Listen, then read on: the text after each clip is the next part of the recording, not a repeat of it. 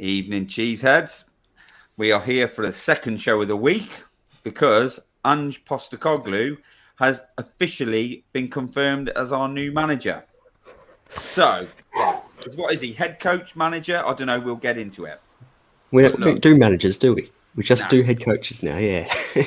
So, in the house with me tonight, I've got HG. Told me he couldn't wait to come on and talk about it. So, how are you, HG? All right? I've been buzzing all day. I've been buzzing. I mean, JP is probably a little bit more excited than I am, but still, I had two people that I really wanted to see manage Spurs, and we got one of them. So this is it. I'm ecstatic. Yeah, exciting times, and obviously in the bottom we've got him on for a little cameo. He's being asked to step up to the audio pod. I'm sure he'll be on Sky Sports News Australia and whatever other sports channels they got on. He's shouting it to the world. So JP, how are you, mate? Mate, I'm doing well. The token Australians are everywhere at the moment. They're popping up left, right. I saw it. Someone had a Chelsea fan on their channel the other day just because they were Australian. What's going on? But I could not be happier. I've been so keen for Ange to get the opportunity he's frankly deserved for a long time in the Premier League, and it's at Spurs, and I could not be more excited. No, so right then, obviously because you're not here for the whole show, JP, we'll come to you first. So obviously you just give us a short version of how you feel, but so how can you see this going for Spurs starting off? What do you think we're going to see? And what do you hope, we're going to see? Is it going to be exciting stuff straight away, or is it going to be a little bit of a, slow start? I think for whoever came in, there was going to be a rocky period. I think all the managers we were linked to, we were looking at managers who were going to play a vastly different style to what we've drilled into these players for the last, 4 years or whatever. So it's always going to be a rocky start. Ange's teams typically have a bit of a rocky start. It can take him kind of 6 months to kind of really bed the system in. So yeah, expect some crazy games to begin with. 5-4s aren't out of the picture. But when it beds in, it's beautiful stuff. And he plays some of the best football. People can say whatever they want about the leagues he's managed in. I'll say, look at his Socceroos team when they played at the World Cup against vastly superior teams, and how they attacked teams and get excited about kind of what's coming. Because, he plays really, really good, fast pace, high energy. The ball's always in play football. So as a Spurs fan, honestly, it's what you want, but we need to be ready to kind of ride the wave as it kicks off. HG, me and you were just talking before the show. We're up for it, aren't we? We're excited. We're going to start playing good football, hopefully, exciting football. Whether it be a slow start, and we're excited just for the mistakes we're going to make, but we can see progression, all those silly things. But we're doing it because we're playing good football rather than dull, turgid shit. Yeah, I mean, it's one of those weird things that, you and I, especially, we grew up watching teams like Spurs who would often have games that were 4-3, 5-4. Yes. And it wasn't good football. It was just terrible defending, and we had a decent striker or two over the years that would. Is it really going to be any different? No, but we loved it. We loved going to Spurs. Now, of course, no one wants to see Spurs be idiotic, right? But we all know what we're gonna have. We all know what Postecoglou is like. He's pretty clear about it himself. And it's nice to have that knowledge, to know that you're going to be defensive, to know that you're going to let other teams have the ball. There's no fun in that as a fan. It really isn't. You're just waiting for something good to happen rather than watching something good happening. And that's what we're going to see with Postecoglou. We're going to see us have the ball, try and do stuff with the ball, and we've got good players. Right? We do have good players on the ball. So I understand that we might have a few teething issues, but it's not because we can't score. It'll be because we can't defend. Well, we couldn't defend last year anyway. So it is a plus point. We can only really get better if we play the football that Postecoglou wants to see. Yeah, and JP, how's it gone down in Australia? Because obviously, first Australian to ever manage in the Premier League. Harry Kane managed in the lower leagues over here, didn't he? Was it Crawley? Harry Kane was that?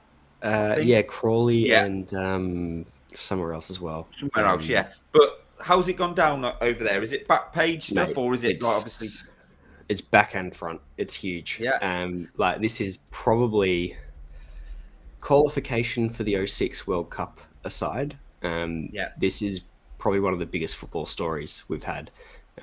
Ange is Australia has a very proud sporting nation, and sporting history, and football has always been kind of a third, fourth sport over here, if that, in some states. But it's going to be like it was with Celtic. Like when he got the Celtic gig, all of a sudden you could find Celtic football everywhere. So to have Spurs football like all through Australia and it to be on the news and to get coverage is huge. And you can already see every kind of media network doing the story of Ange and the journey so far. So yeah, it's massive news over here. I think the biggest thing about it is, and Ange kind of been pioneering this for Australian football for a long time, but it's opening doors for Australian managers to get a fair crack of the whip over in Europe. We've had a fair few. I mean, this isn't Ange's first foray into Europe either. Yeah. He had a short stint in Greece. We've had Patrick Kisnorbo's in France at the moment. You've got Kevin Muscat had a really short stint in Belgium. Tony Popovic had some time in Turkey. But these managers, they come in, there's not a lot of fanfare about them, a lot of who's that, but they're really quality managers that often play, a brand of football that takes time to settle, and they don't get given that time. And so kind of the presence of Ange and someone coming through and saying like, hey, actually, Australians know what they're talking about, is opening doors for more managers to, be given the respect that they deserve as well. Yeah, but you'll be able to tell me. Do you think the fact that I think a few people will write us off straight away, like he's always been, you get the impression he's been written off, but he thrives on that, doesn't he? That's his sort of like, loves it. That's that's the fuel which fires him. Weirdly, he's uncomfortable being comfortable. Like if things are going too smoothly, that's typically when he gets itchy and he's looking for something else. So, you could see that with kind of Brisbane. He did, 2 really good seasons there, and then went to Melbourne, and then got the Socceroos gig. And he qualified us for a World Cup and then quit before the World Cup, because he didn't like the way that the Football Federation was behaving and didn't want to be a part of it anymore. Like the man's he's not a yes man. He has his principles, he'll stick to it, but he thrives on adversity. And so, this is in many regards the perfect gig for him. Yeah. I mean, it's the perfect gig for him. So with what you're saying there though, this his relationship maybe won't deal with Levy the way it's going, but like obviously Levy's looking to step away. We've got Munn involved now, maybe getting some other people in. So, he's not going to stand for any nonsense, is he? He'll be out the door, won't he, JP? If it's not going how he thinks it should, things aren't being done the way he believes they should, he'll be out the door, won't he? He'll go on his own terms. Yeah, different to Conte, though, where Conte kind of moaned and threatened. Burnt the house down. Burnt the house down, yeah. He will do what is best for the team. But at the end of the day, if he believes that he can't do the things that he believes are right for the football club, he won't stick around for it. And he'll let you know as well. But he'll do so in a way that defends the players, that defends the fans, that defends the people that he's trying to bring around, and he'll let you know where where the problems are. But he's not a kind of alienate everyone. He's a galvanize people together, and he wants to bring people on this journey, help them believe in what his vision is. But if people won't buy into his vision, that's when you got problems. But that's, I believe, that's every manager, really. Yeah, of course, yeah. But that's what we've needed. Like, I don't know a lot about him. Like I've said on these shows before, I don't know a lot about him. And like everyone, like we had a comment earlier, been looking around for videos. But that's what this club's needed for a while now, isn't it? Do you know what I mean? Mate, it's just we've been so devoid of that. We're desperate for that. And it was probably February. Probably February, I started chatting in our WhatsApp group that, actually I'd be all about Ange. I think that he is kind of what we need. And I was half joking at the time, but as we've started doing like who would be right for the next Spurs manager pods along the way, he's really grown on me. And it got to the point where even when he wasn't the favorite, I was going to be disappointed if it wasn't him. And so I'm absolutely buzzing. The only thing that, I'm not concerned about, but that I want to see is Spurs fans all get behind him. And I'm sure we will, because Yeah. at the end of the day, we care more about the crest than we do Yes. our Yes. personal feelings about anything. No Spurs fan wants anyone to fail at Spurs. So we'll get behind him. But yeah, some of the takes I've been seeing over the last couple of weeks are frankly wrong, and also ridiculous. Yeah.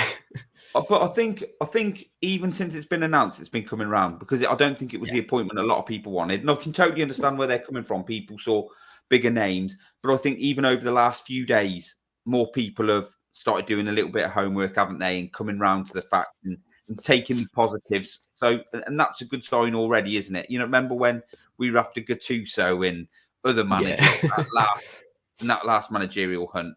But people are coming round now, and it seems like hopefully he can lead us into sort of like a positive sort of like period. But so obviously I know you got to go, JP, because you're going to do the audio pod. But in our squad at the minute, obviously we'll bring some people in.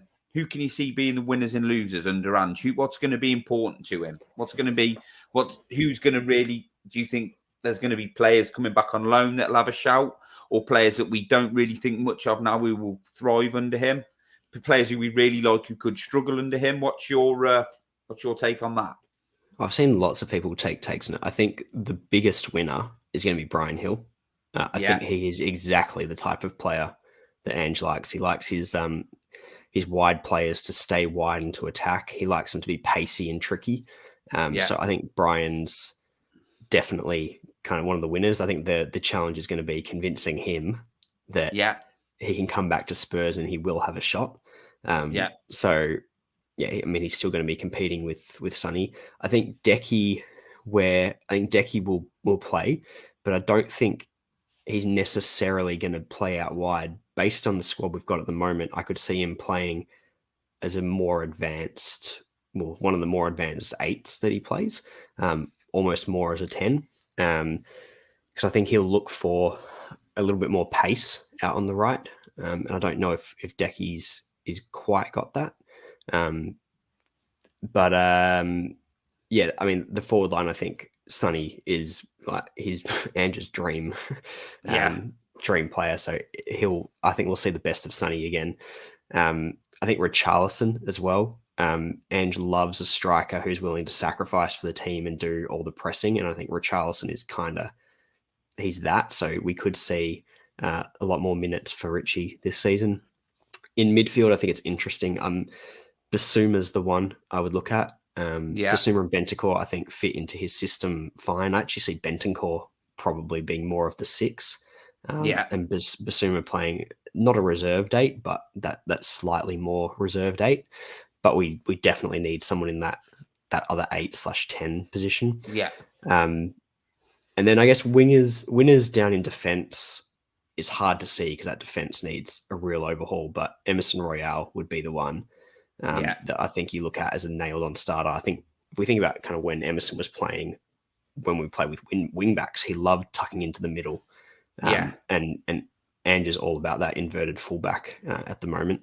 The other one I kind of see quality on the ball, JP. Sorry but quality on the ball from Emerson Royale, is that there enough for him? Or is it just more about positioning? I think he can do the job. Emerson, I would have no concerns. I think he's the best fit of all the defenders that we've got, kind of Romero aside. The other one is probably Jed Spence. I think Jed has a lot of the physical attributes that Ange looks for. We're going to need some more pace in that back line as well. So I think he brings that. The question is, we haven't really seen how well he can defend.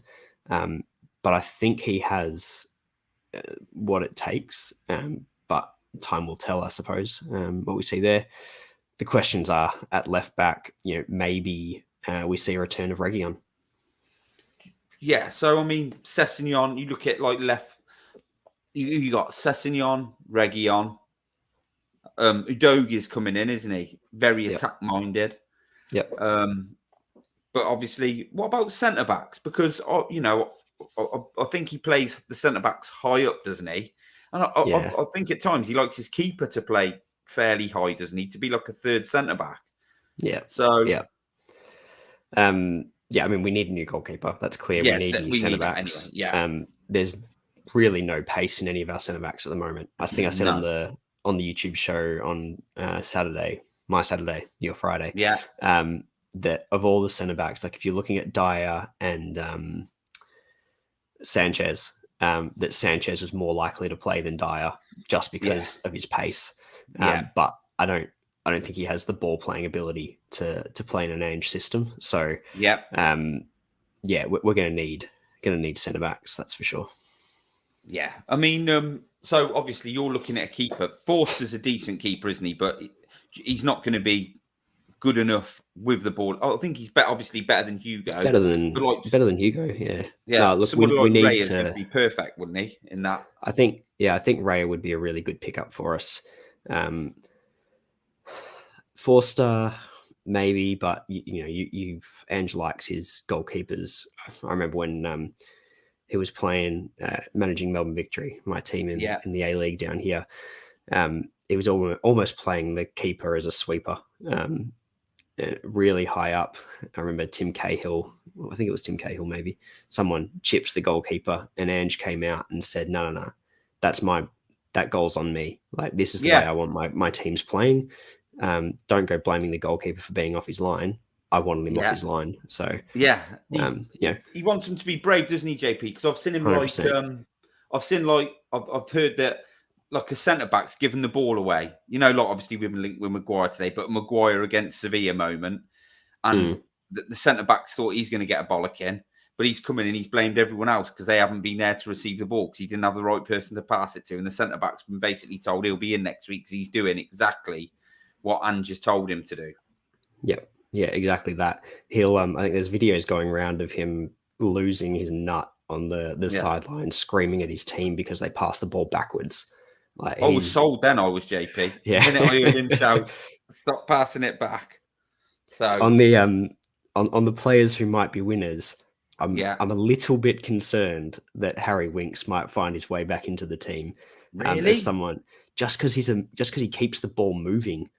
I don't think I want him to, and he would still be in as a squad player. But there's a little part of me that goes, who in our team can play with quick movement, and Harry Winks can. He's definitely not a starter, and I don't see where he actually fits in that system because the 6 would make most sense, and he's not a 6.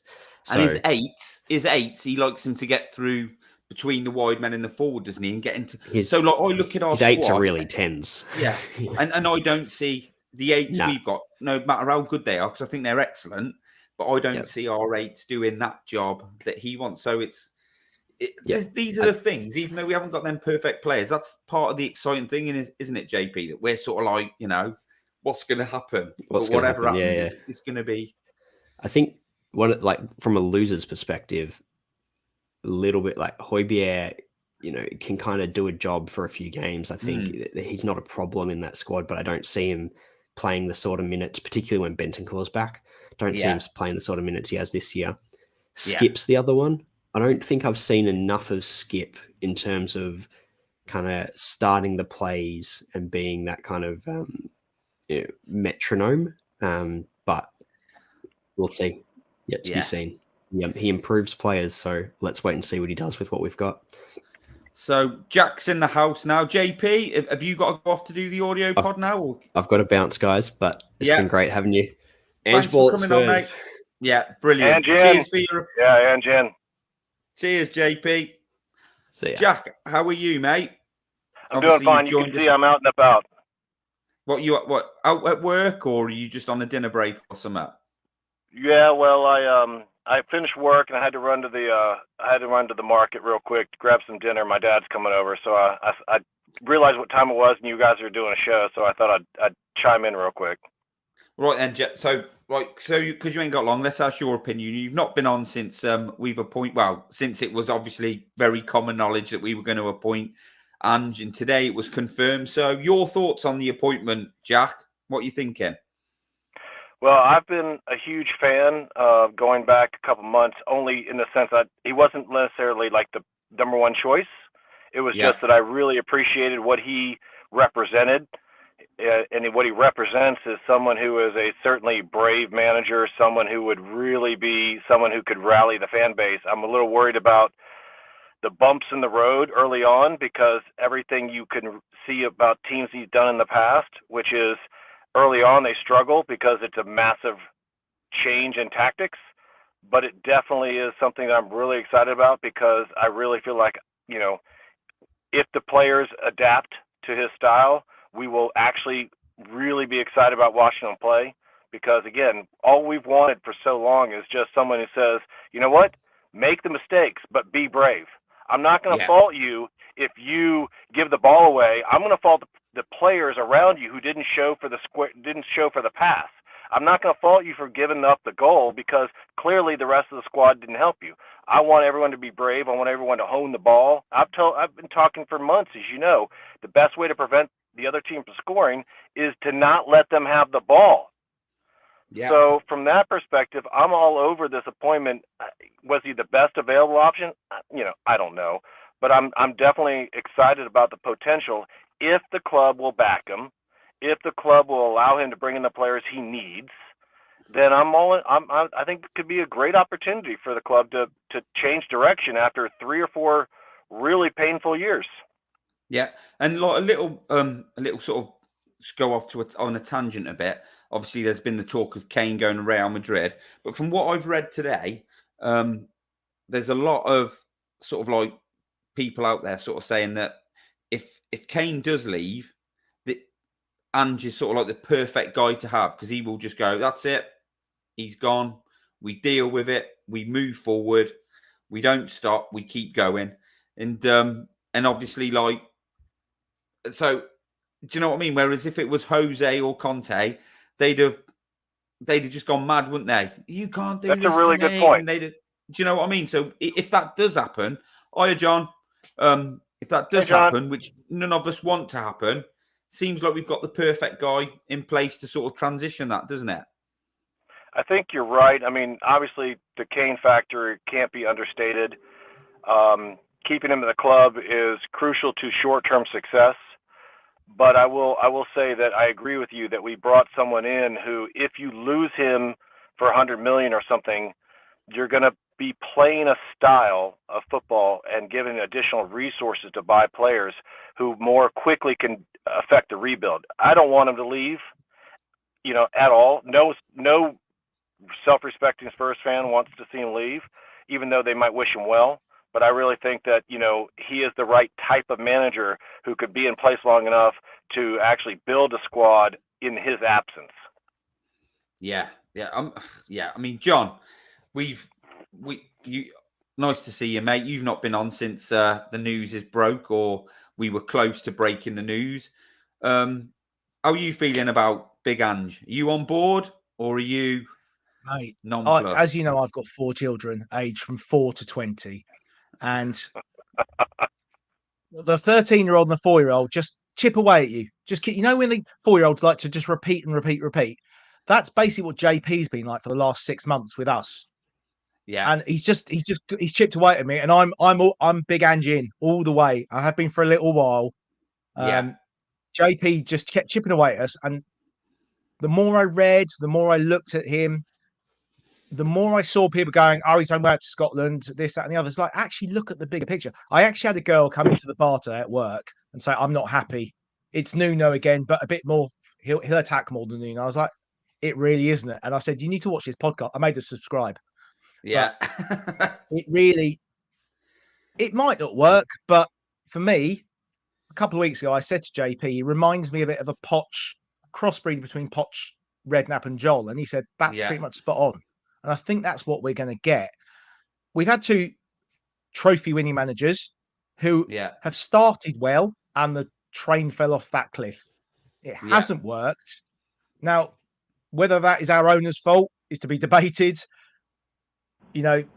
Good chance that it is, but we're stuck with him. Whether we like it or not, we might get bought by Qataris, but I'm not convinced we will.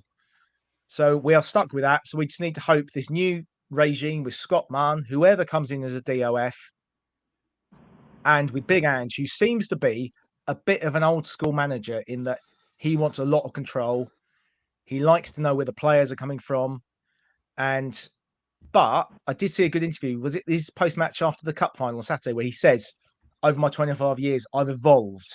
I've had to evolve as a manager and change my styles, which was really positive because you look at those two managers, Mourinho and Conte, and they've refused to change their styles. They've been so on the same thing. If the players aren't good enough, it's not going to work. And I'm walking away almost. Well, that cup final was terrible, wasn't it? That was that is like just the perfect advert for how terrible Mourinho's football is, isn't it? Do you know what? I didn't watch it. Yeah. But I was listening to you from the lane earlier, and they were absolutely slating Mourinho's Roma. Absolutely destroying them. Yeah. We've got a couple of is this Danny in the chat? Is this guy a Celtic fan? His style is more like Bielsa. I'm going to guess that he's a Celtic fan. Hi, Danny. Yeah. Hi, Danny. Thanks for joining in the chat. Yeah, I mean, Jack, I asked JP earlier, which players can you see thriving under Ange? You know, from what you know of him, You're probably like me, don't know loads and loads, but who are you hoping he can get more out of? Well, I will admit that I've, over the last 4-6 weeks, I have spent a fair amount of time in my limited tactical knowledge and trying to really understand what he's doing. And the players that clearly could flourish, we have some midfielders in both Basuma and Bentancur who will definitely, I think, would flourish because these are players who are not afraid. Again, the word that comes up, if you watch his speeches, you watch the player talks that are out on the internet, he keeps talking about being brave, right? Yeah. That these players, I think both of those are very brave. He needs forwards who will press relentlessly. So I think a Richarlison definitely will flourish, at least from the standpoint of he needs someone who's all action, all energy, and willing to harry the back line of your opponents. You know, we have pieces in those players. I think Skip is young and athletic enough to really adapt to this style. He's been coached into a conservative type of framework that just, you know, doesn't, I think, accentuate his skills, but I really think he could. And I think Sarr clearly shows the confidence on the ball to run this system, because what's really critical is you're going to need center backs who are comfortable building out, and you're going to need midfielders who want the ball. They're going to show. They're not going to hide. They need to show for the ball and link play, and that's a lot what I've seen his teams play. The only time I watched Celtic play at any length is when they played Real Madrid at home.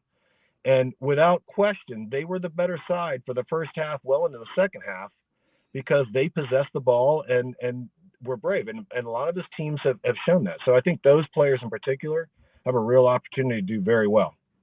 They just lacked the actual quality at the end of that game, didn't they, Jack, against Real Madrid? You know, they put a fight, but they were just beaten by quality in the end. Yeah, so I mean, Real, world-class players in every position eventually wake up and say, oh, wait a minute, we're in a game. Yeah. Well, they went and turned City over that year, didn't they? Yeah. Real Madrid.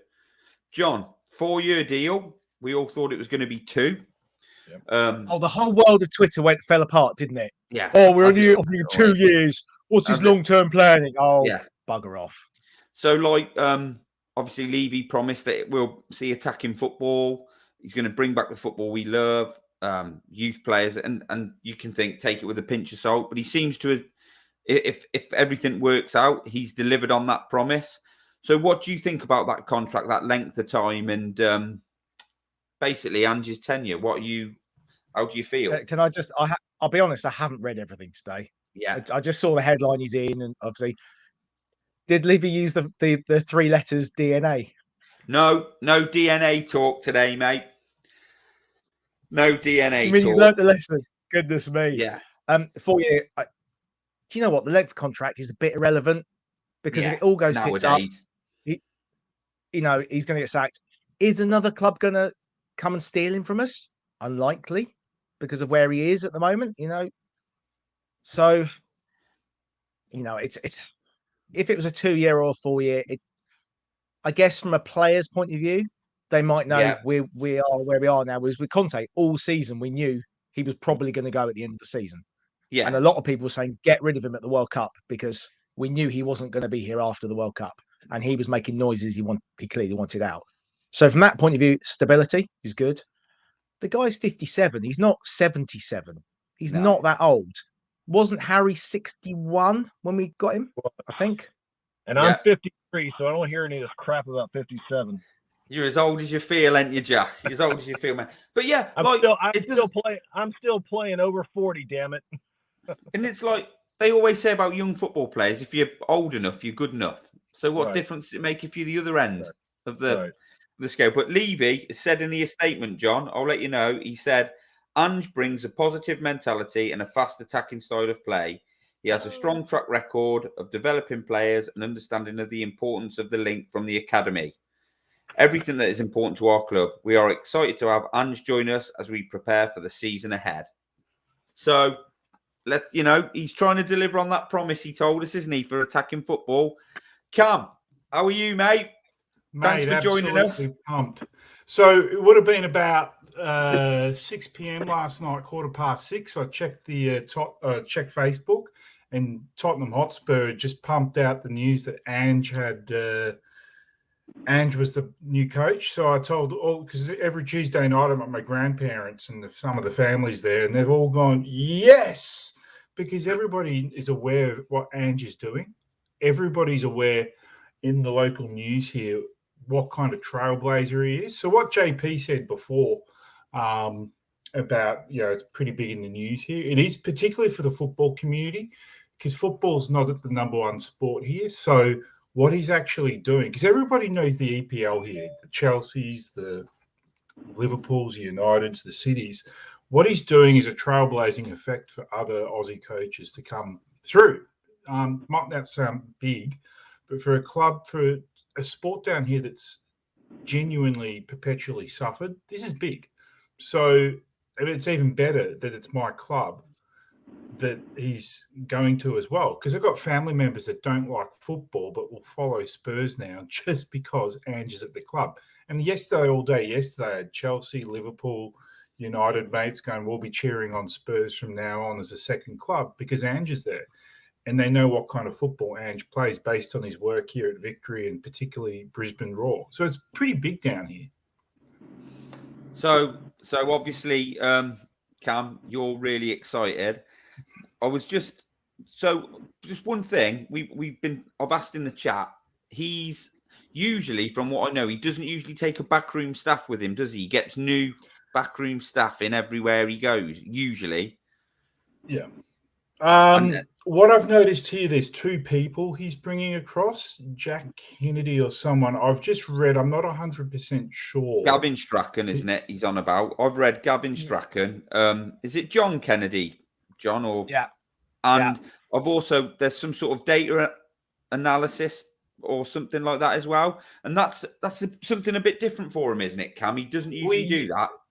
Correct. He's a pure maverick in some sort. So in this instance, I think because there's a very maverick mentality about him, but for him to do that, he probably knows the size of the job he's going up against, because it's not, you're going against teams that have the analytics, that have all the smarts there. So I think he's preemptively just weaponizing himself, knowing what he's up against, because he's going to be up against stiffer competition.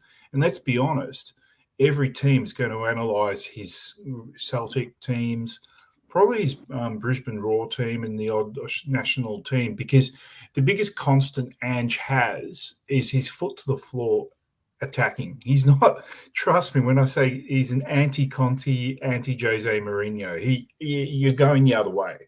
Yeah. So you're not staying back. There might be times where there's, like against City, a negotiation in the midfield, but it's not his ethos. So what you've actually mentioned before about he wants the players to be brave when going forward, and if they stuff up, he doesn't care. Like you're so true to that point.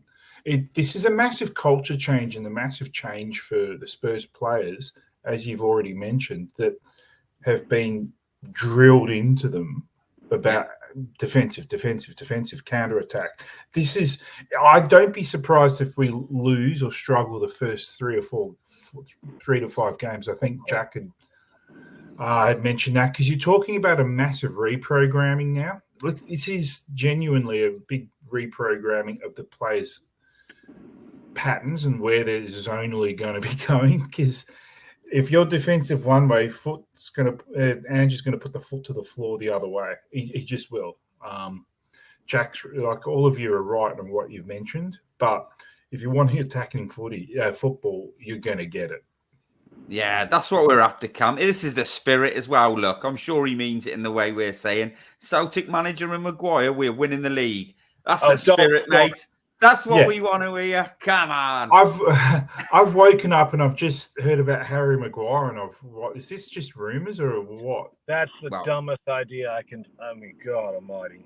Well, I don't think we'll get in. We won't get into it today, but I'm not as adverse. I don't think. Can I just say on that one? I don't think Maguire's fast enough, because he's going to want to have him pushed up against the halfway line. You need pace. The only fast centre back we've got. Okay, we've got two. We've got Tanganga, not good enough, and Sanchez. He falls over every 5 minutes. So we need two fast centre backs. Romero's reasonably quick, isn't he? He's probably quick enough. Romero's fine. I'll come on to Jack. We just had it up on the coach Mason. Do we see a place for Ryan, or do we think his days are numbered at Spurs now? Is it back down to the academy? I think he'll have a job at the club if he wants one. Where he fits in is another question. But as we know, we've only heard about 2 or 3 people coming from Celtic. So I think there's a good chance he'll stay. He'll have a job in that coaching staff if he wants it. He may decide now he wants to make the leap to managing because he's had the taste twice. Yeah. And there was definitely a change in Mason this time. He's definitely grown as a manager, I think, and as a person, the way he came across in interviews. And he needs to go out and get some experience. But I'd be equally happy if he 100%. Did, if he was with the academy. There's a very interesting podcast I heard with Tim Sherwood last week. Yeah. Where he talked about his role, where he was sort of linking the academy to the first team before he became the caretaker. Yeah. That could be a good job for Mason. I've always thought Sherwood's a bit of a twat, to be honest, but I thought he came across really well in a lot of that. Yeah. John, I've seen like on Twitter, Simon Jordan does a little one-on-one sort of video for a few minutes. He's talking about Levy tonight, saying he'd like to get him on, he'd like to talk to him, and he put difficult questions to him. And he says in that he spoke to Tim Sherwood, but he wasn't sure now, after talking to him, that Sherwood was telling him the truth on some stuff. That's what he claims. And I think Jordan is quite good. I don't think he doesn't fabricate stuff. He doesn't say stuff for clicks or for, to get people going. So he was sort of saying he'd done that. It was a good pod, but he's not quite sure if Sherwood was entirely honest about everything he was saying. Well, there was a whole thing that they talked about, did Man City offer 150 million? Because Sherwood was basically saying, oh, they did. And Jordan said, no, they didn't. And he said, how do you know? He went, well, Daniel told me. He actually asked Daniel Levy, did they offer him? Because obviously he was doing the TalkSport show at that point, so was asking him for info. And I don't think there was any real substance that they offered more than 75 million that came out in the papers. So, and you do hear different different sides of stories from different guys in the game, don't you? The thing about selling Kane for 600k that he talks about in the pod to Leicester, wasn't it? Yeah. That was a meeting between Levy, Baldini, and Sherwood. And the trouble is, as a chairman, he hired a director of football who had a decent-ish reputation in Franco Baldini. And Baldini's saying, I think we should sell him. So what's the chairman supposed to do? Overrule his director of football? Yeah. You asked the manager's opinion. The manager said, I'm playing him. So he's Levy's got a lot of faults, and I'm not defending Levy here before I get accused of being a bloody Levy lover again. He's made so many bad footballing decisions. But the point is, I don't want him making footballing decisions. I want him to bugger off, make money, let Scott Munn and whoever the director of football make the football decisions. Say to Scott Munn, that's your budget. I'll make you X amount. You now do the rest with it, with your director of football and Ange and your recruitment, whether it be Greta Steinsson. And that's what he's got to do. So, again, like I said earlier, Levy ain't going anywhere for at least 5 years. I reckon he'll go within about 5 years. So we just have to hope that this new team of Munn and whoever comes in can get push it right. us on. And I am excited about Big Ange. Yeah. So this is what So I'm going to come to Cam now, John. What I want, I'm going to put this comment up first of all. So he's basically saying that Mr. King Hoddle, that because he's positive, he's saying he's Mr. I've given up on being a top club and will be happy to be below Brighton, Villa, and probably Palace. Ashraf's joined the chat. Cheers, Ashraf. And he's saying underwhelming appointment. This is Nuno part 2. He was badly exposed in the Champions League. Expect a relegation battle next season. He will make us proud. So, Cam, why should these guys, why is that the wrong attitude? What will Ange bring, or what has he done to prove these guys wrong? Okay, so I know that obviously I'm speaking from a biased position, and obviously I've seen Ange for a lot of my football viewing life from what he's done down here and what he's won internationally as well. I think if you're saying it's going to be a Nuno number 2, you haven't done your research on him. Every manager that your team takes on, so I'm assuming it's Tottenham, you should actually do some research. Nuno, we had the luxury of Wolves, and he actually was pretty good at Wolves for a period of time. You had Conte. We knew what Conte's background is. Mourinho, enough said. There was enough easy reference there based upon his exploits. With Ange, I understand it's underwhelming because he hasn't done much of Europe. He has years ago, and he hasn't. You probably wouldn't have known much about the A-League to know what his exploits are, let alone him winning an Asia Cup. Now, I understand that we're going into the unknown, but every manager pick is the unknown. But what I do know as a constant with Ange is he's not going to be playing with a conservative self-preservation. He will actually infuse those players with a lot of confidence to be their best going forward and be brave, which, knowing how Ange manages, that's the constant wherever he has gone. And that's genuinely a positive. Now, you haven't known that for a few years because we've obviously been Conte'd and we've been Mourinho'd. So this time around, I actually think you're going to notice a difference in the culture change within that locker room. I do think he's going to get rid of a couple of players, a few players actually. Yeah, hopefully. But you're going to be seeing a far more vibrant attacking team, which, as Tottenham fans, you've asked for. Is it a risk? Of course it's a risk, and I agree with you. But he's the change agent we need after all the defensive dross football we've had over the last few years. And what does Tottenham want? Swashbuckling, attacking football. But I understand where you're entering the unknown because you don't know too much about him. I guarantee you he will go forward. He will move forward with confidence, and he will make sure those players have the agency to go forward and aren't held back by manager demands. Trust me on that. It's not just that on the pitch, is it? We need what he brings off the pitch as well.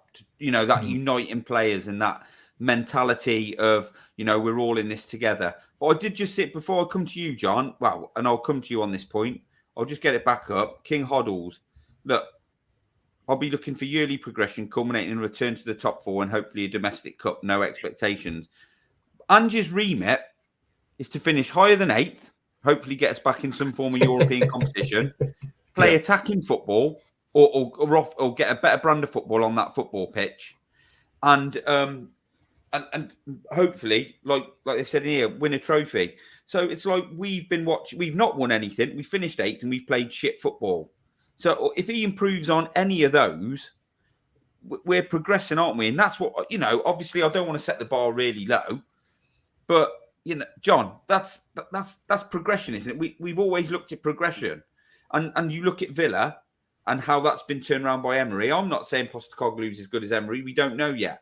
It's all ifs, buts, or maybes. We can be excited about it, but it can be turned around, can't it? So, and we're starting from not the lowest of the low, but something that we obviously can improve on because we've got players who are capable of more than what they've been showing. So I think firstly we have to start at the beginning of the season. If you think back to Pochettino's time, it was that Harry Kane deflected free kick, his only free kick, that supposedly saved. Poch thought he was going to get the bullet if we didn't get something out of that game. We're going to have to accept that we are completely changing our style of play, and we're going to have to change a few players. It's going to take a bit of time for this to work. So if we've got 8 points from the first 10, 12 games or something stupid like that, or 2 points from 8 games, maybe that's a bit extreme. But we're just going to have to let them go with it. It's not going to be an overnight fix. That's firstly. I know he's got pre-season, but this is going to take half a season before maybe January, February, before we really start seeing the results fully. We'll have good games. We will have bad games. If we're going to play this attacking football, there's going to be times we're going to lose, and get a bit smashed because you're going to keep trying. You saw it with Pep's first season when we finished above them because he didn't have the fullbacks he needed, for example. Yeah. But there was time, they just sneaked into Champions League, didn't they? I think at the end. But it's not necessarily going to work fully first season. So please have a bit of patience. As far as progression, you really think it can't be bloody hard. The football has been awful for 4 years. Yeah. Even the last few months under Poch, we weren't great. So we need a couple. We know we need some centre backs. We know we need a creative midfielder, and we desperately need Bentancur back. Our season, the rails fell off our season when Bentancur got that injury. Yeah, because we didn't have the players. My positivity is Bissouma. Conte was stifling Bissouma so badly. He will be a class player for us next season, and I'm really excited about Bissouma, Bentancur, and another. Now, I like Skip, but I don't think Skip should be in the first choice 3. But I think if we can get 2 or 3 decent players, and I think we don't have to necessarily. I'd like Maddison, yes, but I think we could even get a couple of cheaper players from somewhere. Means we can save some money here or there. But sorry, back to your main question about progression. I think yes, we're going to progress. That by the end of the season, we'll progress. I have also been told that Scott Munn, even though he doesn't start till the 1st of July officially, has been at every home game since he was announced, and has been ruffling feathers. And I think the phrase was changing the apple cart with a positive effect. And there's very much an aim of winning the League Cup next year, which will be nice because we seem to have, under Conte, we threw it, Anyway, can I ask you boys a question on a slight tangent? Go on. Because tomorrow night is the Conference League final. Yeah. West Ham finished, 15th, 16th. I don't know where they finished. Almost got relegated. Yeah. If they win the Conference League tomorrow, who's had a better season, West Ham or Arsenal? By the standards of the club, West Ham, I'd say. If West Ham win it, okay, I'm not going to knock Arsenal. Draw it back. If they were 2 equal teams, one finished near the bottom of the league but won a cup, and the other one finished second. Yeah. But if you look at it from a financial, chat as well, guys. Financially, obviously Arsenal will say that, won't they? Because top four is like a deemed success or as a trophy because of what it takes you to and the financial rewards from it. Okay, if you're old-fashioned, what would you rather, finish second or finish 15th and win the Conference League as Spurs next season? Second. I mean, I'd win the Conference League. I want you to answer in the chat, guys. Please comment in the chat. Would you rather us win? I mean, then we're not in the Conference League. Okay, would you rather us win the League Cup but finish 15th, 16th, or finish second? Daniel Wright's come in with second. And that is a really difficult question, isn't it? Because we've been starved. We've been starved of silverware for so long, haven't we? So, second. If you finish second, though, you've probably at some point had a tilt at the league, haven't you? Do you know what I mean? Well, you've been in with a shot of winning it. It's not just that; it's the financial windfall as well. So, from my understanding, if you get the Conference League, you win that. You go to the Europa, league, the following year. So, the impact of that is, you get a trophy, but you're going into a league that doesn't give you as much revenue as if you finished second and you go into the Champions League. So, I still have to say second. Ali Kane's right. I'm with Ali Kane. I am with Ali Kane. Yeah. That's a stupid question, John. Big teams and teams that want to be ambitious, want to finish in the top 4 and win a trophy. People constantly telling us we need to win a trophy, and Daniel Levy only wants 4th. But the general straw poll is people want second rather than that. And I'm just trying to get the gauge for I'd love to win a trophy. I'd love to win Yeah. obviously, I'd love to win the FA Cup because it takes us back a long time. I'd love to win the League Cup, anything. But you also need to progress as a team. Yeah. You need to be getting into Europe and preferably the Champions League so Yeah. that you can then budget to buy more players. Yeah. It is a bit of a chicken and egg. Yeah, and next level English is put in here. Depends what that trophy is, and I think if you're sensible, you can you bring up those scenarios. But the likelihood is we're not going to finish in that position and then win that type of trophy, are we? You know, we could quite easily win that trophy, but still be finishing in the top 6 in the league, wouldn't we? More than likely from where we usually finish. So if we finished 6th and won it, would you then see that as progression? Would you be happy with that? If we were 6th and we'd have got in the Conference League this year, if we finished 6th, which is hopefully better footballer and win a trophy, and I always say about it, well, that trophy is a start, isn't it? You've got to start somewhere, no matter what that trophy is. But yeah, that's a good question. I mean, like you said, I think the overriding thing is, Cam, we just want to see some better football, don't we? We want to see us get to, like, Ange will try and win every game he's in. Like, we go to, like, Sheffield United and Forest away in the Cup. He'll try and win those games, won't he? No matter what's coming up. And that's what we're after. Relentless. Yeah, he's relentless. And I actually think Munn will be a good buffer between him and Levy, because Ange can be a bit gravelly at times in his persona. He can be a very straight shooter, and he can very much, because he's had trouble with boards here, and not trouble, but disagreements with boards and Football Federation Australia in the past. It's all on record, because he thinks things should be done here to maintain success or go higher. I think with Munn there now as the buffer would probably be good, because you've got to understand, Ange is, I want a treble. Ange will, if Levy wants top 4, Ange will want top 1, if that makes sense. He always wants to win every game. Like, he's too driven for that to occur. It's in his psyche. There's a speech out when he's giving a speech a few years ago to the Socceroos, and you'll see the real attitude and persona of him. So I'm not saying we're finishing top 4 next season. I'm not saying we're finishing top 2. I'm not saying we're finishing here or there. What I'm saying is, I think it'll be a struggle early on, but you're going to be seeing progressive football, what you've seen for years. So I'm not going to put a position on next year. We're not going into a relegation battle, but I think that you're going to find that the pattern of football is definitely going to change, and so that results will follow as well. I think the pattern of football needs to change first, and then the results will follow as well. It's exactly what happened at Celtic.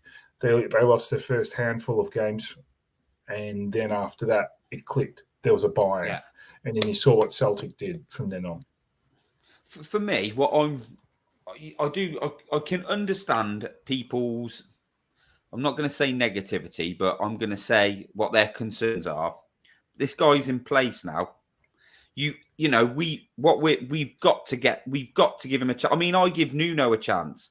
I was like, Nuno, he did all right his first few years at Wolves. If he can bring that back to Spurs, because they had a good team spirit and everything. The club was all pulling together.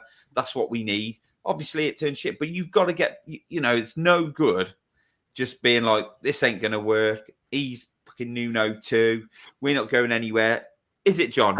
We've got to get behind this. We've got to, at least to start off with, we've got to get behind this appointment and behind the club and hope.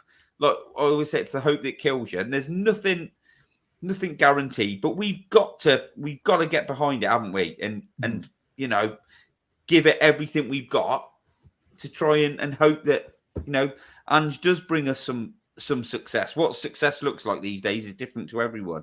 Like for me, it will be get a European spot and win a trophy. I'll be made up with that. And then the next year, push on from that. Yeah, absolutely. And the style of play is so important to so many of us. Obviously, I don't want us to be playing good football, but down the bottom of the league. But if we can see those shoots, as Mr. Muir says, green shoots on the pod, green shoots. If we can see those green shoots and we can see things progressing, we get a couple more. We just want a couple of. We want some excitement. You want, going back years, even in the 90s when we were terrible, we had Ginola. He got you off your seat. You want to see some of this stuff, don't you? And the back end of last season under Conte, when we went on that run, there was games when suddenly you think we were playing some good football, but we were still very defensive at times. But this season, there was just nothing all season. It was conserve energy, withhold, and a bit like you said in the cup final under Mourinho, Roma apparently just got the goal and Once regressed. they scored, didn't try to do anything. Dreadful. But there's no doubt he's going to get us playing better football. We will make mistakes. I preferably don't want Eric Dyer to be in that team because we're more likely to make mistakes if he's there. I'm hoping new centre backs come in prior to the start of this season because the way he needs quick centre backs and he needs Romero's kind of, right. So sorry, Cam, Daniel. We were fourth, but we had played 3 games more than Newcastle, and we were turgid. What we should have done was got rid of Stellini straight away. Ideally, bring a manager in.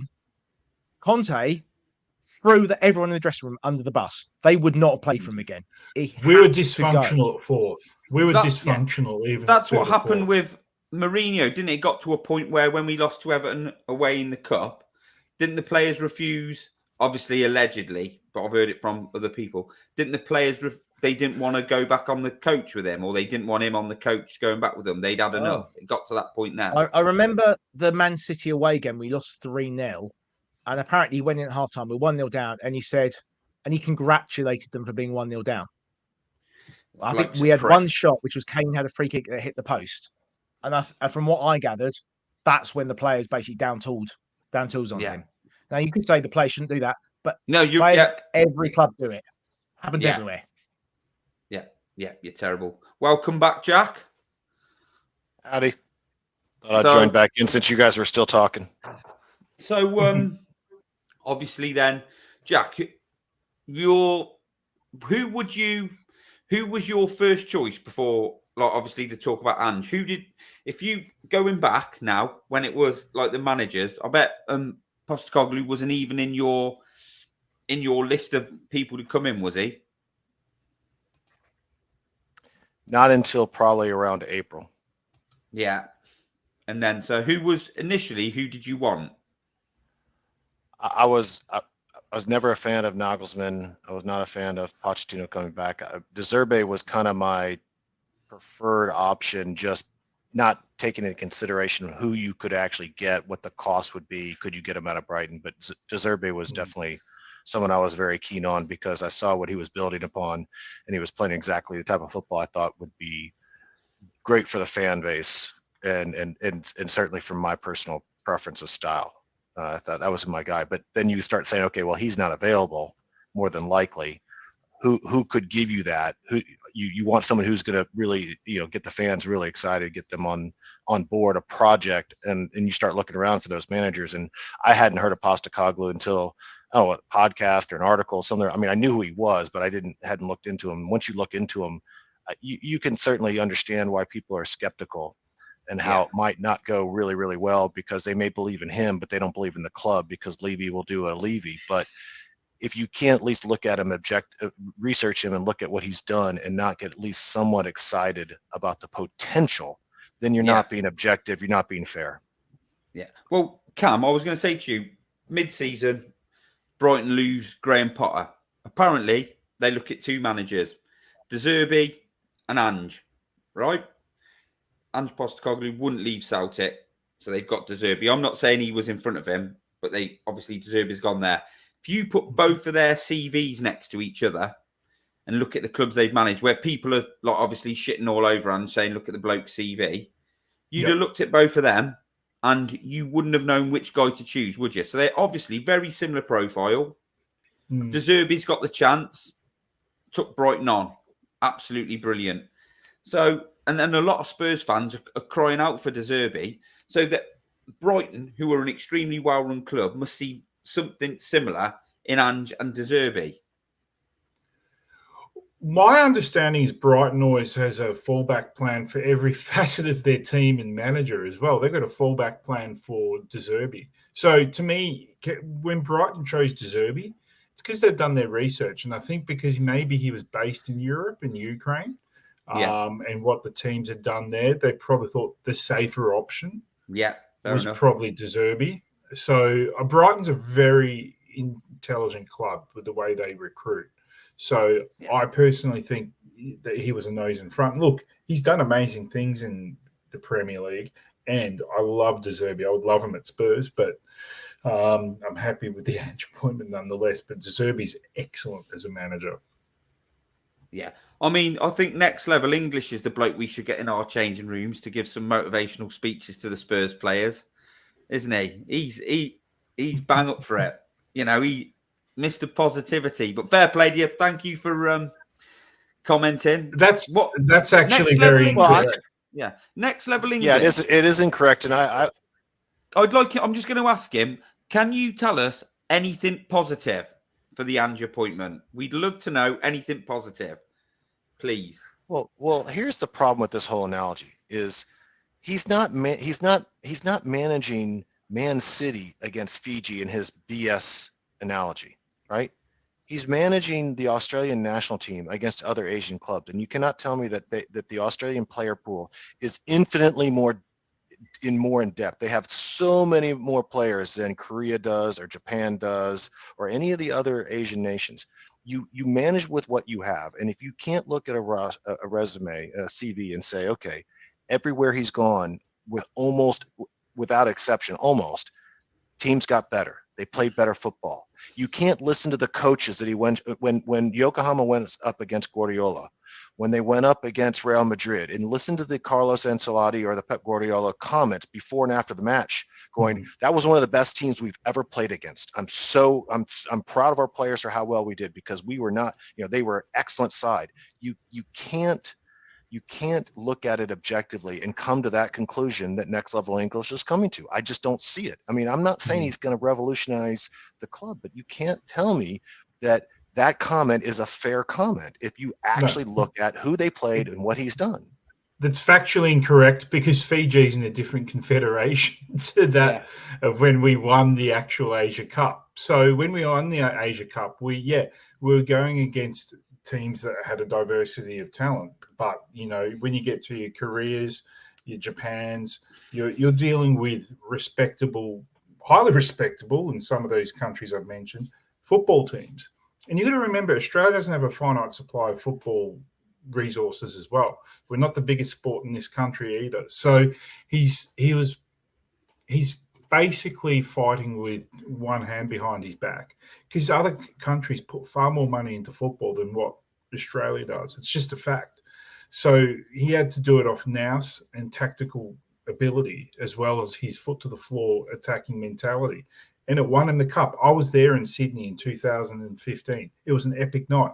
I remember Heung-min Son's equaliser, which I couldn't stand because he played for us, but he was playing for the opposition at that night. And then he just made a couple of tactical tweets, and we won it in extra time. And that was a big to Ange.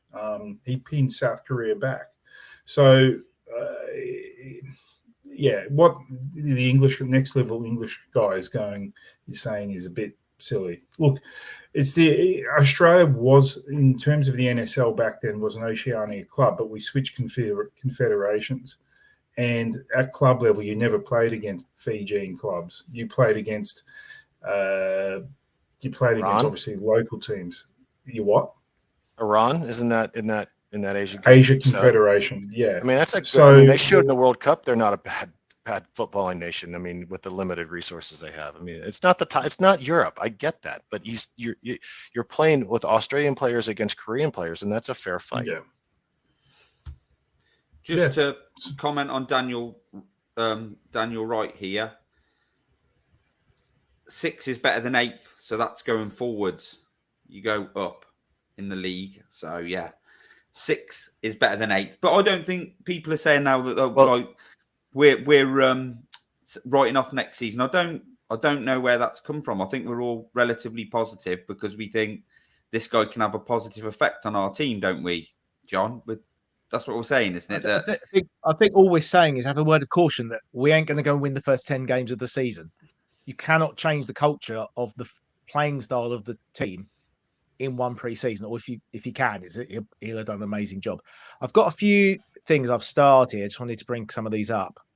Steve said, Slot and Ange were good choices to bring back the Tottenham way. I had personal preference for Gallardo, but Arnie and Ange as my second and third preferences. I don't believe, and I might be wrong, that Gallardo speaks much English, which be an issue for me, which I think I've heard a few people say about. But yeah, if you roll it all back, blank piece of paper, what do Tottenham need? And if you Slot and Ange tick pretty much all the boxes. Yeah. If you go, we want someone who's playing attacking football and someone who walked into the club in a bit of a mess and turned it round.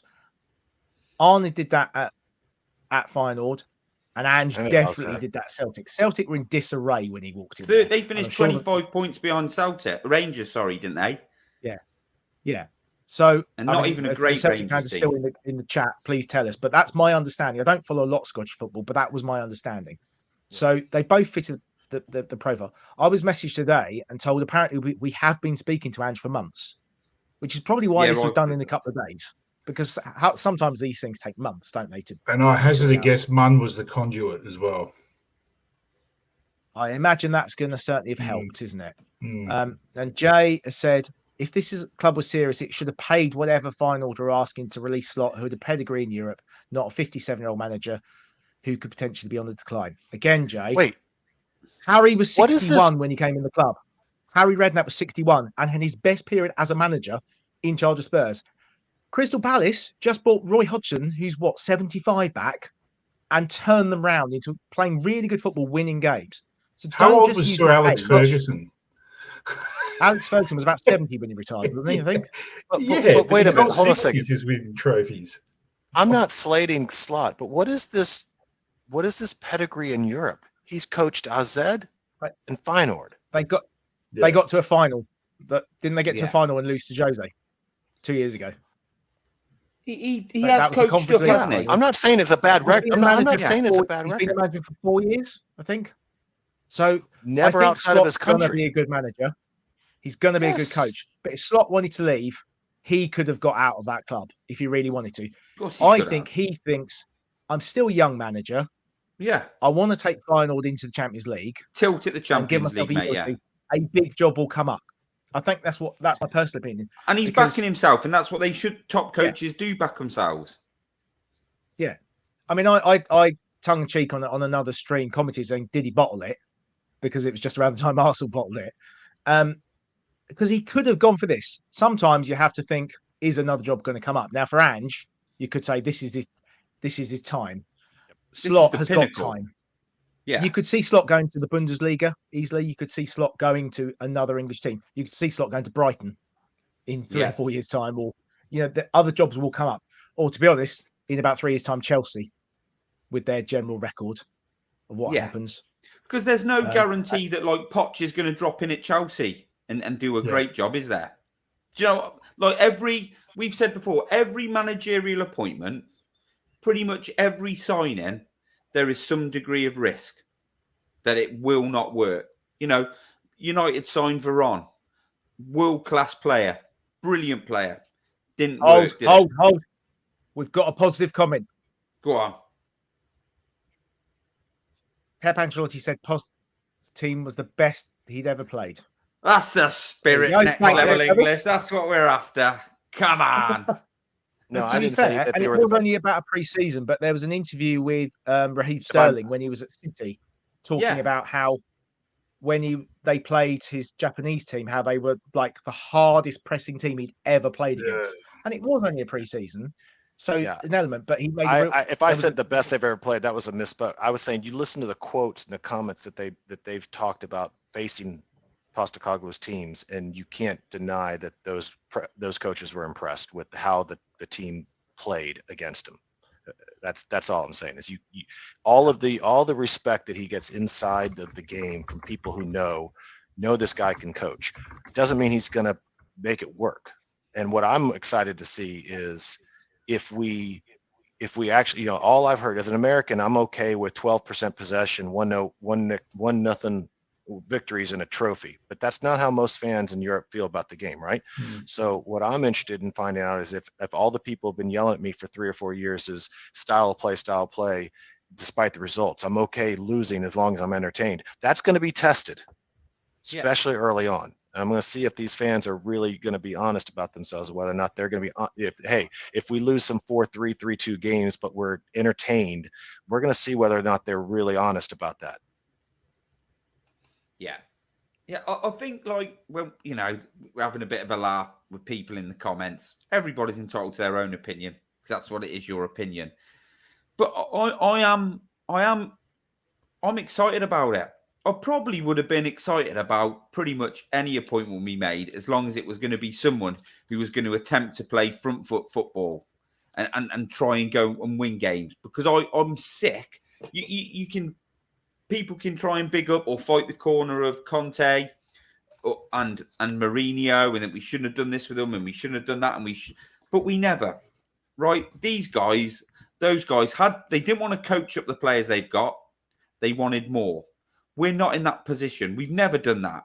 I doubt we will ever go out and really push the boat out and go. And that's a whole different conversation about the board. But coach the players you've got. Try and make those players better. And they didn't want to do that. And then they made their own jobs untenable. We've got somebody at the minute who's going to try and play attacking football. He's starting from a reasonably low bar from where we've been over the past few years. So I'm excited. I'm looking forward to seeing if he can push this through. Why can't people try and be positive about it? But I do think more people are getting on the train and thinking, right, we're there now.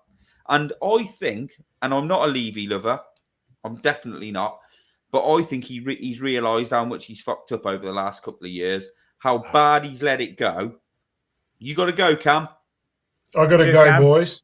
And all Take the it easy, children and mate. all the listeners. See ya, Have a Cam. good day. Thanks for coming in. Cheers. Cheers, mate. And I genuinely think that he knows he's got to get this right now and he's got to start doing the right things and putting the right things in place. So I know it's hope, but Oh my God. that's all we've got.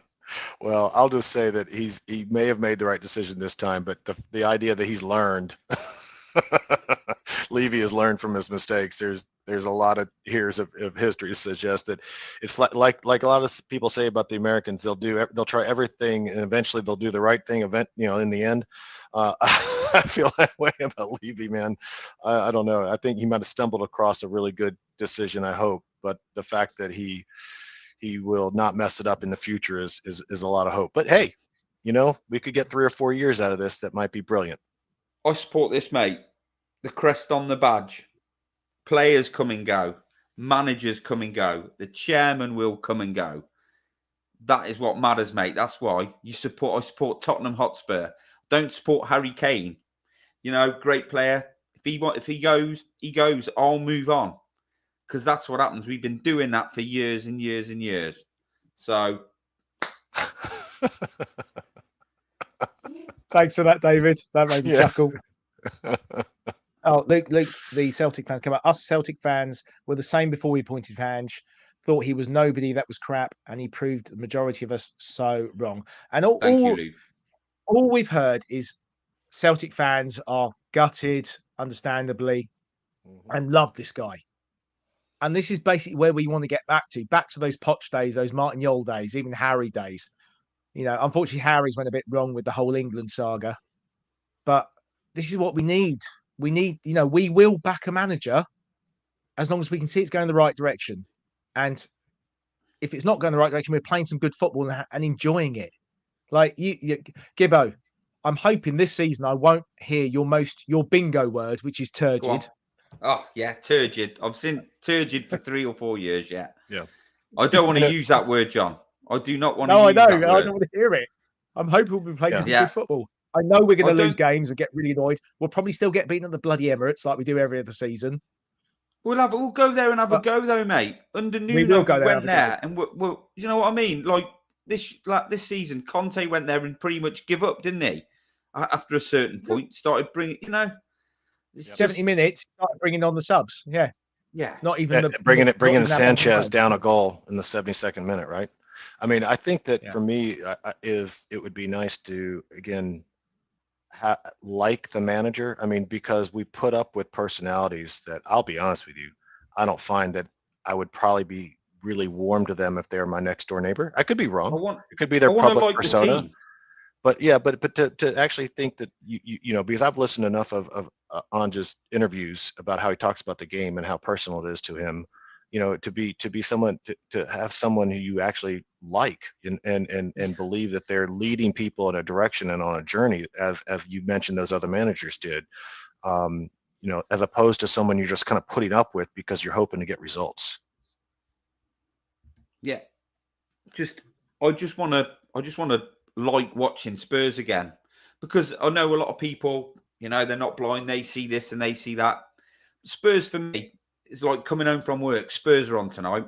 I'm going to do what I've got to do. Then I'm going to sit down and watch Spurs and enjoy it. And for too long, I've sat there and literally just gone through the motions of watching it and really not looked forward to it. And it's not a job. It's felt like a chore, but it shouldn't be like that. It's never really been like that. Even back in the 90s when we were average as fuck, I never felt like that. I've never felt it's like I didn't really want to watch them. I was watching them out of loyalty more than anything else, and I don't want that. Yeah, and I think that we no longer will have to worry about who are we trying to convince to come on the pods, come on the YouTubes after a game, because no one wants to talk about it. Yeah. Now it's going to be a bunch of people raising their hands, say, "I want to go on. I want to go on." Hopefully, maybe, hopefully, anyway, hopefully. Yeah. Go on then, Dan. John, what were you saying? Well, I'm just typing. I was going to say, Luke, if you're on Twitter, can you put your @ in the comments for me, just so I can follow you and send you a little message later? Yeah.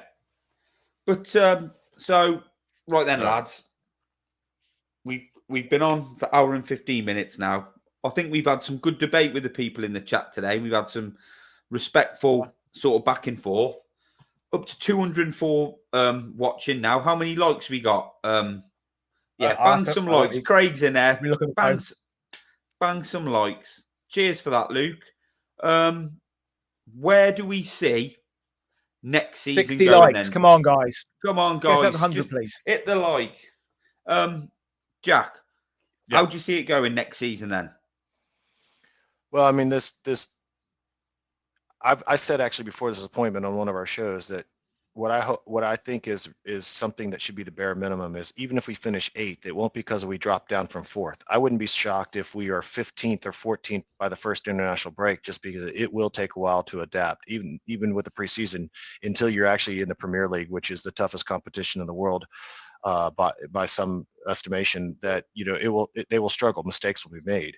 But if we move from 15th to 8th or 7th, I think then you could say, like, hey, we're making progress. We're playing good football. People are starting to figure out. It will take a little while for hopefully a new crop of players to come in, get people out. It will take a few windows. So my measure is going to be the football that is played, not necessarily the early results. And I just pray that the board and the fans will give it. Well, I don't care what the fans say. They can. The board is going to have some resolve to say, this is the direction that we're going to go. We're going to get back to the godforsaken DNA of this club and play real football that people want to watch. So if we move up from where we start at the beginning of the season, it's great. Where we finish, I'm not all that fussed in the first year, but I think that with a few smart recruitment decisions, like if you can get Ray in, you can get Max Kilman in, you can get some of those players that you could to solidify the back end. We have the attackers and the midfielders to play this system. And I think by the end of the year, you could go on a great run that maybe gets you back in the European spaces. And that won't look like progress from a year-to-year snapshot, but it's all about how you get there. And if we are showing real resolve, real progress in that, I'll be happy as a fan. And everyone else who wants to, slag off the club for not finishing in the top 4 next year, I'm sure it won't make Levy happy. And I hope he will learn from his past mistakes, although I doubt. It would be great to stick around, make sure the guy gets, at least 2 full seasons and 3 or 4 windows. Yeah, I mean, Jack, like someone said in the comments, can't be finishing 15th though, can we? No, I'm just saying, You know, but in the first you know. 6 weeks, it wouldn't be shocking. I mean, No, it'd start, yeah. We've got to be, for me, we've got to be finishing in European places minimum next I season. and I don't see any reason not to. Yeah. I think, 7th, I agree with Dan in there, want to be finishing higher than that. But, we've got to be finishing. We need progress. We need to see progress on, like I said, league position, style of football, and for me, attempting to win a trophy. We need to see progression on that. And I think all three be the great. With the league position, we got to bear in mind is Brighton are in Europe. Yeah, and they they're were only playing 2 Thursday points night in front football. of us, John. Yeah, they're playing Thursday night football. They'll invest again. They'll improve. They're going to probably lose Casado, and McAllister's going to Liverpool for 55 million. And they've got a good progression, but you're not going to get it right every single time. No. But Thursday night, Sunday night football is difficult, Tough. as West Ham have found out. Yeah. As other teams find out. Villa, same thing. Newcastle are in the Champions League. They're going to have to play their A team twice a week, pretty much. So, and again, they'll invest, they'll bring players in, but it ain't going to be that easy for those 3 teams. And I can see it's challenging for that top 4 position. Yeah, and like Eddie Howe hasn't really had that experience, has he? Neither has De Zerbi. Emery has. Emery's got a good pedigree in playing European football. But, like you said, the other 2 managers haven't. But then again, Chelsea, are they going to come again? Liverpool, but I don't think it seems to, but I don't think it's as bad as people make out. I think with the right manager coaching these players in the right way and putting the right getting the right attitude in there and getting the right attitude around the club, that we can push for top 4 next season. But we should be at least looking at Europa League football minimum. Yeah, that's fair. Minimum. Yeah. And a trophy. Yeah, We've got big clubs, Well, like I've always said, big clubs finish top 4 and win trophies. That's a good point, because I think that most fans would be fine, even if you're outside of Europe, if you actually go all in on the domestic cups and get to a final and have a go, right? I mean, and maybe and win one of those. I mean, it's no reason you can't win the FA Cup if you go all in. There's no reason not to. Yeah, but there's for like I've said, John, I don't know. End of that season, that's one of the worst seasons for me we've had for a long time. Just I didn't enjoy it. Oh God, yeah. But there's a line in the sand now for me. Got to look forward. Got to look forward. Got to push on. Got to hope the club makes some decent signings. And we were talking about this last night. I think there will be a pretty big churn. I think he seems to me this type of guy who, look, I might not be able to get in all the players I want, but I think I can certainly get rid of more of the players I don't want and I don't want around. And then I can, because that's what Poch did in the end. Poch just Adebayor, Cabal, Lennon weren't having it. So he just binned them. And like Bentaleb was never going to be, and Mason were never going to be good enough to go up to the next level. But he used them to get to the point then when we could move to the next level. And if that's what we've got to do, that's what we've got to do. But, absolutely. I mean, we'll we'll discuss this in future shows. But we've got Porro, who's a right wing back or a right winger, not a right back. And we've got Udogi, and there's a very good pod on the Fighting Cock about Udogi with an Italian journalist, who, by the way, absolutely goes to town on Paratici, didn't he, Gibbo? Yeah, I told you that, didn't I? And that is like for that for me is the Paratici scandal is one of the worst things about last season with Spurs. It was ridiculous, but we'll go into that another time. But we've got Destiny. We'll look at players. We'll look at players. We'll look at players we want to get rid of and bring in. We're going to do the squad thing, but obviously this week we're focusing very much on Ange. Gibbo, you're back tomorrow with Craig, aren't you? Yeah, I am back tomorrow with Craig. I don't know if I'll be in for the whole show. I think we got Bren on tomorrow, and we've got the guy behind the was it the Cyprus or what flag was it? I can't remember, but Craig's in the chat. Craig, let us know. Brendan is doing a pod right now. They're recording it right now, and that's where JP's disappeared off to. So that will be out probably the middle of the night because he's in Brazil, a few hours behind. So in the morning, check Spotify, search Church. Search for the Cheese Room Podcast on Spotify, Apple Podcasts, Amazon Music, whatever you use to get your podcasts. It'll be a good listen again, and you get to hear JP's very excited Aussie accent again. Lovely to and then see Friday, how happy he was. Friday we're back. We've also in Friday's show we've got our awards show, and I think Gibbo will retweet the link on the Cheese Room Podcast Twitter and put it on the Facebook later for our voting for our award show. And I hear it's a bit tight at the top, but we might have a new leader, I'm being told reliably earlier today, Gibbo. So no, we not need to get some new caller. votes on board, I think. Not caller. I'm not going to say who it is or who it isn't, but apparently we have a new leader in the Cheese Room YouTubers Award, whatever it's called. But one thing we do want to say, thanks for everyone who got involved in the chat. Great chat, respectful to everyone, little bit of banter, but at the end of the day, this is just fun, isn't it? So that it's all about having a laugh. No matter what your opinion is, your opinion can't be wrong. And respecting each other's opinion. So thanks for making the show even better than because when I come on, first of all, we had JP on. And he was on HG, had to go, and I thought I'm going to be stuck here on my own. But luckily, we've had Jack join in, John's joined in, Cam's come in, so JP earlier on. So it's been a good night. We're on 160. I think we were on 204 at the top, which is good going. We appreciate you coming to do that on a Tuesday night at 9 o'clock, especially when like Love Island's on and stuff like that. So thanks very much. Why John, would anyone watch us with Love Island's on? I can't think. John, any last thoughts, mate? And also, you can do the end. You can end the broadcast and everything, can't you? Because I don't want. I've already got it ready, talking mate. Don't worry. Yeah, I'm already set up. Any last thoughts? My last mate? thought is Ange is going to push us on. We're going to play exciting attacking football. We might lose a few. We might lose 4-3, but we're going to win more than we lose. It's going to be exciting. We're going to push for honours. Come on, you Spurs. Jack? Anything? Come on. Yeah. Ange. Oi, oi, oi. Cheers, boys.